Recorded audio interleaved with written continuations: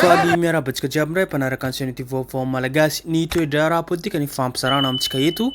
ary am'izao teninantsika zao dia nivoaka tao anatin'ny fahanginana Paul Beraros Rasimanana makasiky ny toedra raha politika izary ary hitany manko tsapany fa nisy olona manko voasambotra tany Digo ny joro ny taky mba hiaro ny zony vahoaka any Digo Antsiranana izay toerana misy azy zay ka zany indrindra nahatonga ny Paul Beraros ny teny izy hoe mbola vo izy rery ny tonga dia voasambotra hitondra fitoniana ve zany mipetraky ny fanontaniana ho an'ny mpitandro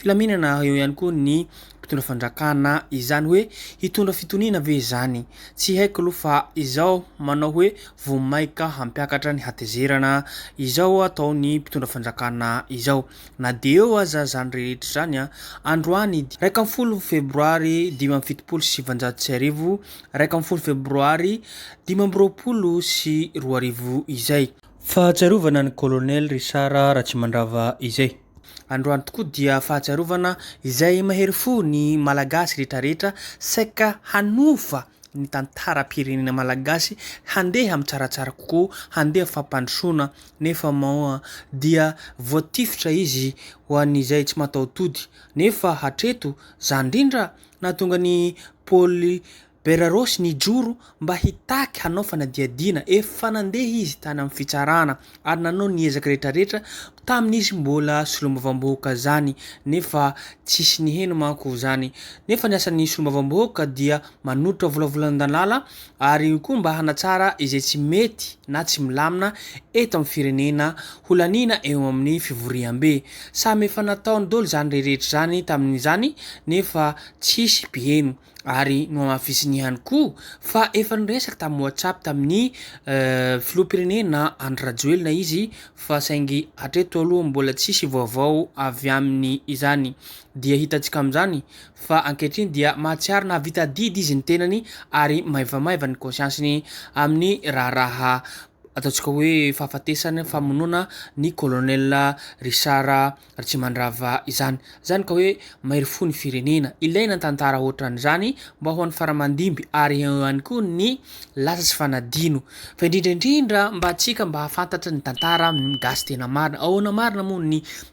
tantara ny fiainantsika ty raha ohatra tsika tsy mahafantatra ihany koa ny tantara lasa zavapoana zany fampandrosoana zany mila mahafantatra ny tantara ny olo-pirenena rehetrarehetra mba tsy handaindrany ireto ataontsika hoe lainga tsara lahatra maharesy ny marina reto eo ihany koa ny fitapitaka ataony reto mpitondra fandrakana reto lasa ny very ny maina ataontsika hoe tsy hitany izay marina fisaka manko ny marina ka tsy hitaka zany indrindra mahatonga ireto mpitondra fandrakana reto hay zareo ny manipule ny vahoaka ka lasa ny marina indray tsy hita lasa ny lainga no afafiriny zareo manerana ny nosy manerana malagasy rehetrarehetra koa iangaviana atsika rehetrarehetra mba tsy andrairana izany ka zany indrindra mahatonga atsika manentana avy hatrany amin'ny fandaharana toytony mba hahafahantsika mandinika lalina fa tsy hoentiny fitondram-pandrakana izay didy jadona fanjakan'ny baroa izao eo ihany koa na dia eo zany hitantsika ihany koa fa tamin'ny fandaharana manokana zay niarahany tompolahy filohan'ny Didier teo aloha filoha Didier Ratsiraka no amafisiny fa tokony natao fanadiadiana tamin'izany famonoana fitifirana ny colonel Richard Ratsimandrava zany nefa tsisy ihany koa zany fanadiadiana zany nisy tao fivoriana ireo ministra taloha araka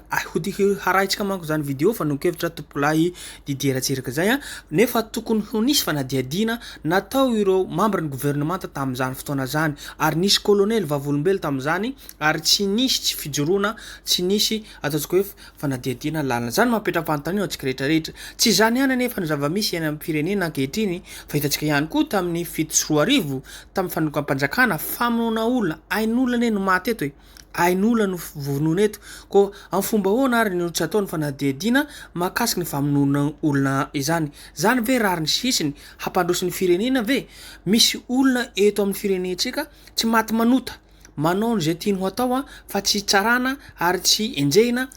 tsy atao fanadiadiana lalina zany ane tokony mametra-panontaniana atsika rehetrarehetra izy moa ny tompony antoka tamin'ny 1 febroary tamin'ny 2017 nahafatesany Richard Raval colonel Richard Ratsimandrava izay ary izay ihany koa ny tompony antoka tamin'ny 7 febroary 2022 atao tsisy fanadihadiana lalina mahakasiky ny tranga ny firenena izany mampametra-panontaniana zany rehetra zany na de eo aza zany rehetra zany amin'izao fotoana izao ihany koa dia nanao fanambarana manko ny général Ravalomanana Risara naneho hevitra tamin'ny mpanao gazety fa indrindra tao amin'ny Info Culture Média 2.0 FM 104.8 izay hoe aleo miserasera ho an'ny fampandrosoana no atao tsy handrosy Madagasikara raha fifanaratsiana no hasongadina. Isambotra mpandika lalàna ve no ilazana fa hery famoretana tandro filaminana. Hoy ny général Ravalomanana Risara raha manantena olona hikomy sy hanohitra ny voalazan'ny lalàna dia mananjony mpitandro filaminana hampiatra ny lalàna. Aleo serasera ho an'ny fampandrosoana no atao fa tsy handrosy mihitsy Madagasikara raha fanaratsiana no hasongadina eto. Maro ireo malagasy menatra amin'ny mahamalagasy azy ankehitriny hoy général Ravalomanana Risara ka lasa mampisongadina ny vahiny isika. Tsy mety ny fifandrangitana hatao eo amin'ny tambazotra serasera nametra-panontaniana ihany koa ity filohan'ny Sénat ity hoe sao mamonokaty ilay lehilahy nanao antso tao amin'ny tambazotra serasera iny. Zany hoe teny farany ity no alaitsika hoe mamonokaty hono le olona dia nanao fikominana hoe ny taona ny olona higrevy zany mba raha ahoana raha andrisitsiny ve zany izy dia tsy mamonokaty zany mijoro izy amin'ny maha olom-pirenena azy mijoro sy mitaky izy eo anatrehany fiverenazo ireo vahoaka ny fidy ireo fa tsy hoe mamonokaty zany hoe manipulery zareo indray ny vahoaka olona mijoro ho an'ny firenena ve fa maninona ary petraka fanontaniana raha ambelanareo avelanareo le olona ataontsika hoe hitaky ny zony zany raha mahasarika olona izy mitondra olona maro izy noho izany mahatonga anareo tonga saina anareo hoe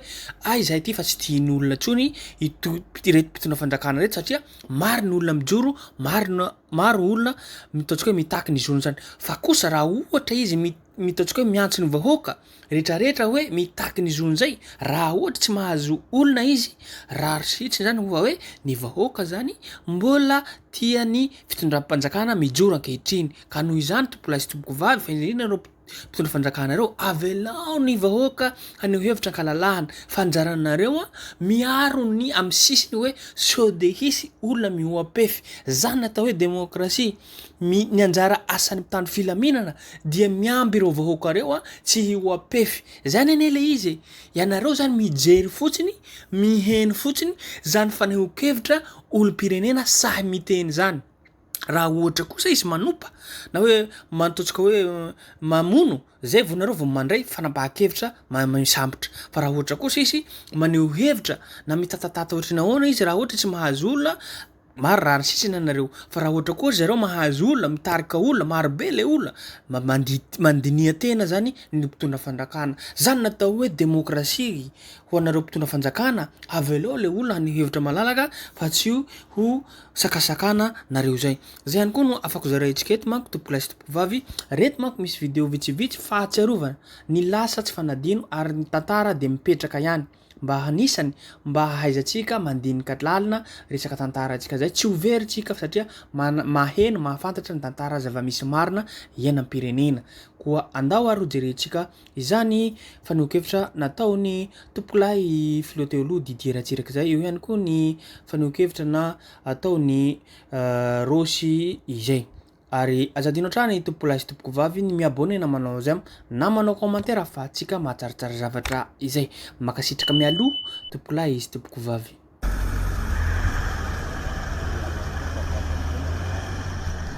Un des participants du conseil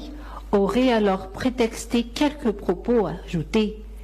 C'était André Mahazo qui aurait été suivi par André Maoulsan. Dispute, puis tir à bout portant d'André Mahazo qui confiera un mois plus tard à une de nos sources dont le père avait été un compagnon d'armes. Il fallait le liquider. Le lieutenant Von Nimboul, présent dans la pièce faisant antichambre, aurait ensuite nettoyé le sang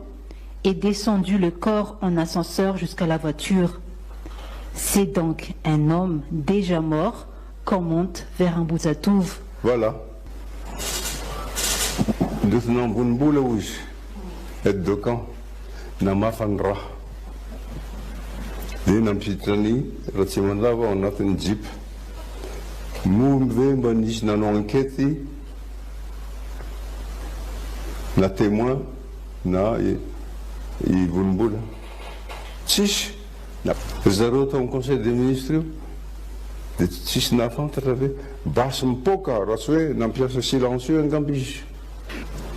raha ohatra ka mbola misy te hafantatra ny tena marina antsoy koa zareo tao amin'ny conseil des ministres io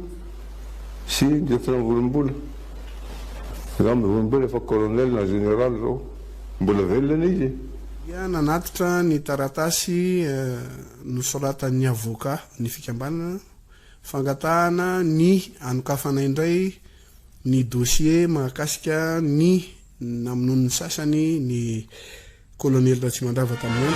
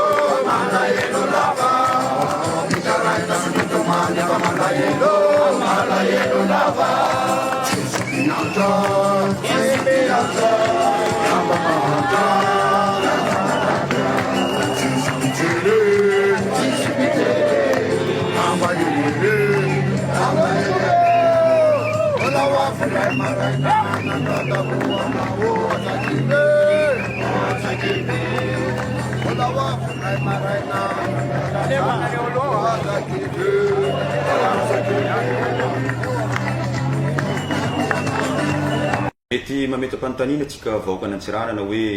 inona moa nampatonga ny fanenjena PDS eo anivon'ny commune Ambonivohitra ny Antsiranana. Tokana ihany no anton'izany noho ny nécessité du service satria ny maire par intérim dia voafetra ihany ny asa sy atokondraraha azony atao dia ny fampandehanan-jaharaha tsotra izany hoe affaire courante mikatso arak'izany ny fampandehanan-jaharaha eo anivon'ny commune mandrary tsy afaka hibénéficier ireo service izay tokony ho azontsika eo anolohan'ny commune isika vahoaka ety andaniny ireo mpiasa zay eo anivon'ny commune dia efa ela ihany koa tsy nandray karama nefa olombelona ihany izy ireo toatsika tsy anao ka nohony zany nécessité de service zany dia tsy maintsy miraisy ny fandrakana ny didy mpitondrana manenjy ny délégation spéciale ny commune Ambonivohitra ny Antsiranana mba hanomezana fahafampo atsika vahoaka amin'ny asa sy atokonasa zay mety ho tadiavitsika eo anivon'ny commune na dia tsy teny fotsiny aritsika hoe amin'ireo fanadiovana fako zay mety miamparitaka sy miamaro eto amin'ny commune Ambonivohitra ny Antsiranana.